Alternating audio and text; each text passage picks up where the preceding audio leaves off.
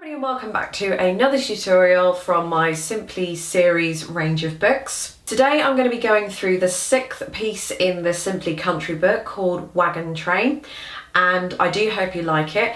The link to where I got the book from is either coming up here or it'll be there'll be a direct link in the information bar directly underneath this video. So if you want to know how to play Wagon Train from Simply Country, then please keep watching. So the first thing I'm going to start off by doing is playing the whole thing through for you, and then I'll take you through a few little parts of the music.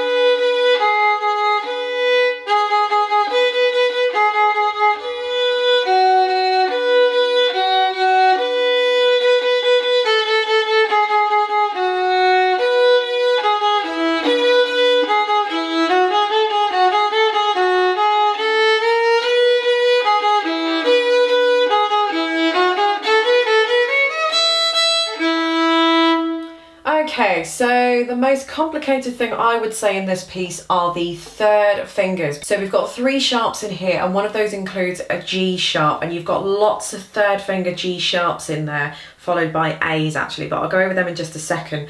So if you've got your first finger goes on the normal first finger dot, your third finger goes on the third finger dot, and your G sharp is going to go just slightly above that. So it's just going to be sort of the next dot up if you had a dot directly next to the third finger dot there. So it's almost like if I had my third finger on that dot, if I put in my other finger to sort of bridge the gap, then that's where the third finger is going to be. So you need to make sure that you do stretch that third finger enough, or this whole thing isn't going to sound quite right.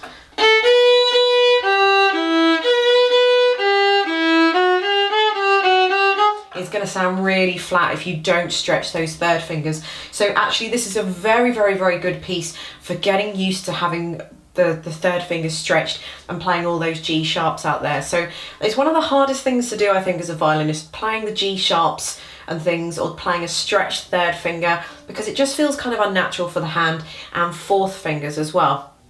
So if you look at bar 1, 2, 3, so bar 1 is the first main bar, we don't count the little A that's just before it. So 1, 2, 3 are the actual third bar in on the first line. You've got,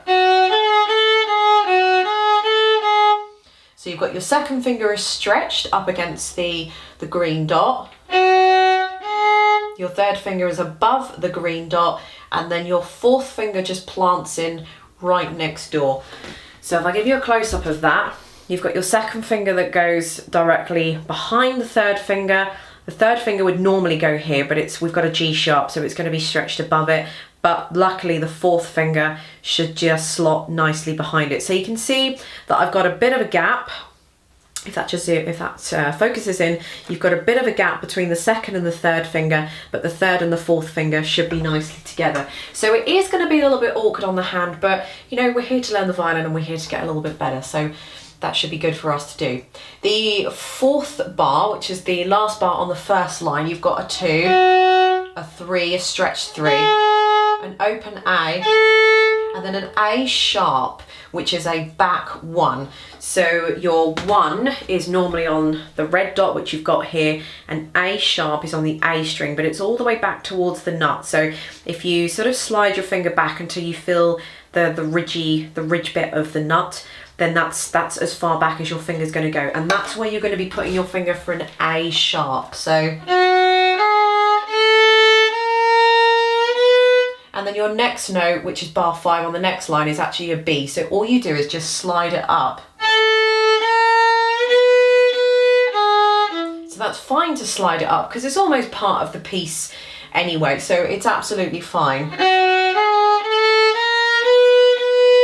What you want to do is try and make less of a slide and sort of slide a little bit quicker, so you can almost sort of disguise the fact that you're sliding there. But the whole piece is going to be going fairly quick anyway, so I don't think it'll make too much of a difference. So the 3 lines that you've got in the middle, you've got just a lot of quaver notes or eighth notes. So they're not going to cause too much trouble for anybody. And the penultimate line, which begins on bar 21, is pretty much the same as the first line, but just with an extra note put in there. And if I move on to the last 2 bars of the whole piece, you've got a nice scale run with a D sharp at the end there. So you've got... So do you remember where you put the 3rd finger stretch for that G sharp? Well, the D sharp is in exactly the same place. Stretch it.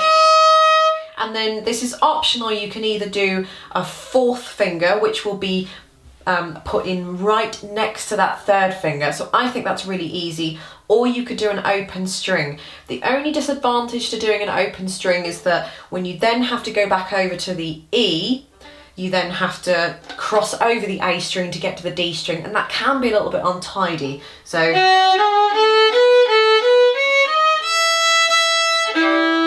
you can do that, or use the 4. And then you're sort of there in a way, so it is nice and tidy.